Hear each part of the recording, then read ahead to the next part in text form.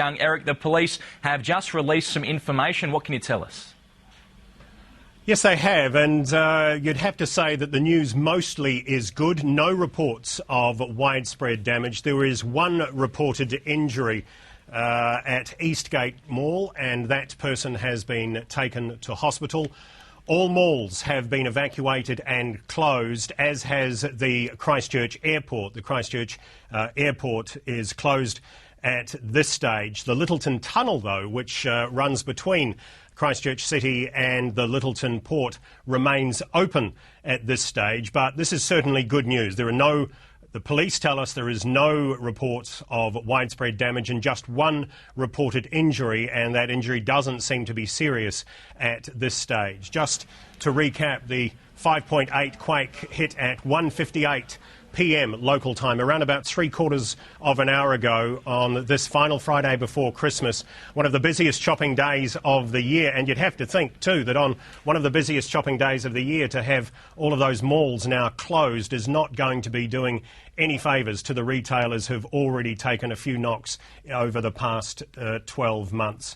The Orion, one of the Lions companies in Christchurch in the Canterbury region, tells us that power is out to parts of the country.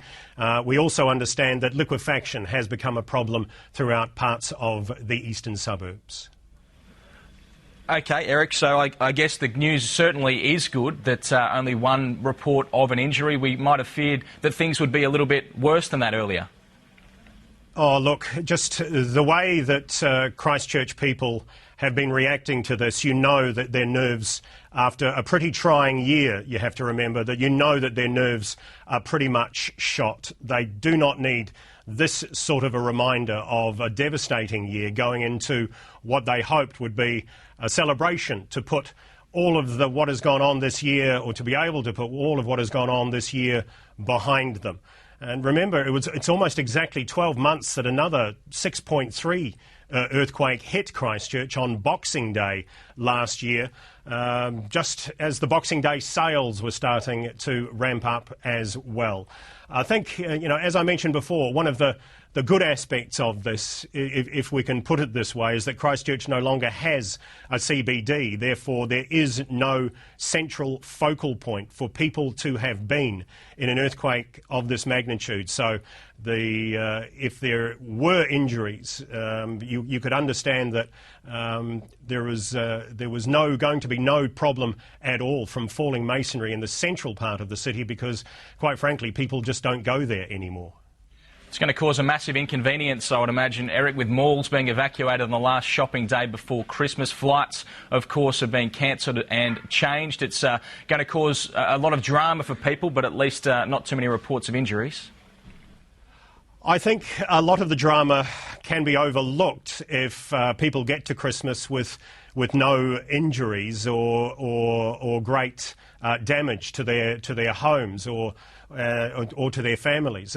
This is Christchurch, you'd have to say, has lived on its nerves a little for the past 12 months, and this is a dreadful reminder going into what would otherwise have been a pretty festive season. 5.8, you have to say, is a significant shake, and there have been several aftershocks all throughout the afternoon. None of them have turned up yet on GeoNet.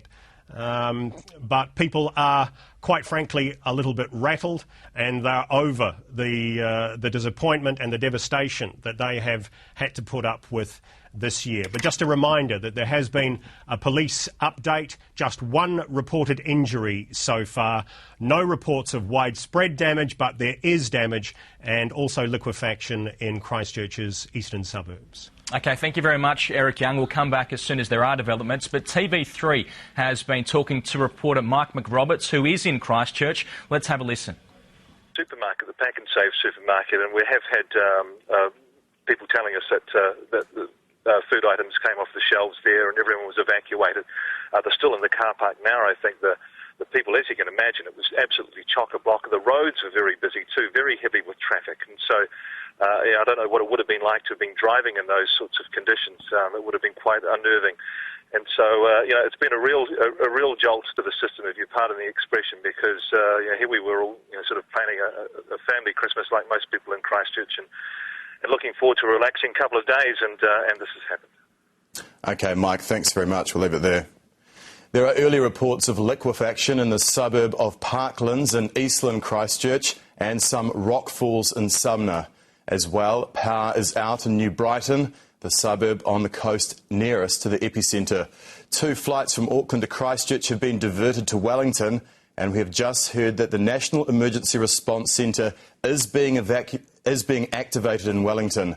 We'll be back with more details later.